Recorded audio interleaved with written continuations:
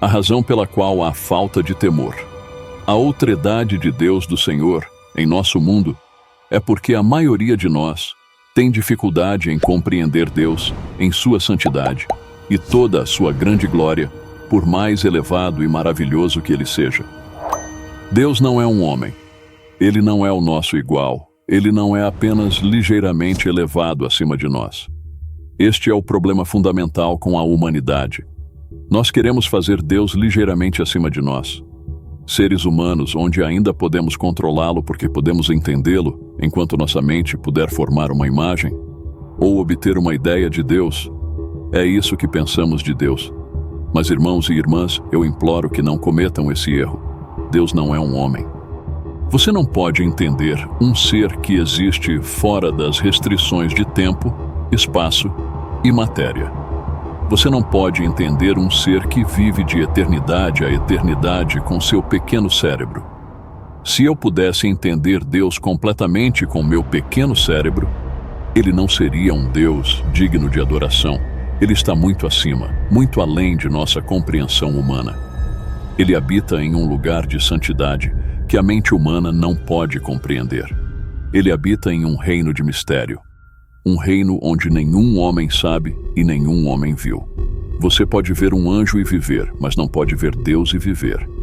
No ano em que o rei Uzias morreu, Isaías viu o Senhor assentado em um trono alto e exaltado. Apenas um vislumbre da glória de Deus moveu Isaías a lamentar seu próprio pecado e indignidade. Isaías 6, 5 e 58, 9. Pois meus pensamentos não são os seus pensamentos, nem os seus caminhos são os meus caminhos, diz o Senhor. Porque assim como os céus são mais altos do que a terra, assim são os meus caminhos mais altos que os seus caminhos, e os meus pensamentos mais altos que os seus pensamentos. Permita-me ilustrar o quão além de nós Deus está. Deus não precisa da criação, não precisa deste mundo, não precisa de um lugar ou coisa. Ainda assim, ele existiu de era a era. Você e eu, por outro lado, precisamos deste mundo. Eu preciso de oxigênio. Você precisa dormir 8 horas por dia. Você precisa de um lugar para descansar a cabeça. Deus não é um homem, e é isso que você precisa lembrar. Deus não é um homem, e Deus não vê o pecado da maneira leviana como vemos, como se fosse uma piada ou um jogo. A Bíblia diz que Deus não será zombado. O temor do Senhor é o princípio da sabedoria. Precisamos respeitar Deus. Precisamos de uma reverência santa de temer a Deus. Agora, de volta ao cerne da minha mensagem, num momento em que o anticristo está em seu poder, a primeira mensagem dada por este anjo é temer a Deus. E eu acredito que isso é algo que o anticristo continuará a tentar erodir nas igrejas e no mundo. Em 2024, erodir o temor do Senhor, pois estamos vivendo nos últimos dias. Estamos vivendo nos últimos dias. E um dos maiores problemas em nosso mundo é esse problema bem aqui. Há uma falta de temor do Senhor. Mateus 10, 28. E não temais aqueles que matam o corpo e não podem matar a alma. Temei antes aquele que pode fazer perecer no inferno tanto a alma como o corpo. Atualmente, existem pessoas que estão vivendo como o próprio inferno porque não temem a Deus. Elas estão vivendo em completa e total rebelião. Uma rebelião completa e total intencional contra Deus, por uma única razão, e somente uma, porque não temem a Deus. O temor do Senhor o manterá longe do pecado. Saber que um dia Deus me julgará por minhas ações. Saber e lembrar que minhas ações, neste exato momento, estão sendo registradas por um Deus eterno e onividente. Saber que tudo o que fizemos em nossos corpos, tanto o bem quanto o mal, será julgado por um Deus eterno e onividente, que um dia me julgará por cada uma de minhas ações. Tema a Deus. A Bíblia diz em Provérbios 16:6, pela misericórdia e pela verdade, a iniquidade é purgada, e pelo temor do Senhor os homens se desviam do mal. Torna-se crucial entender o papel que o anticristo desempenha na diluição deste princípio bíblico fundamental. O sermão até agora pintou um retrato vívido do espírito do anticristo já atuando no mundo, erodindo o temor de Deus entre crentes e não crentes. Essa erosão não é apenas uma questão de normas culturais desaparecendo ou valores sociais em mutação, mas uma estratégia deliberada e sistemática empregada pelo anticristo. O temor do Senhor, como as Escrituras enfatizam repetidamente, é o princípio da sabedoria e um impedimento ao mal. Quando esse temor é diminuído ou removido, cria-se um vácuo espiritual, onde o pecado se normaliza e a rebelião contra Deus fica sem controle. Agora, permita-me fazer a pergunta.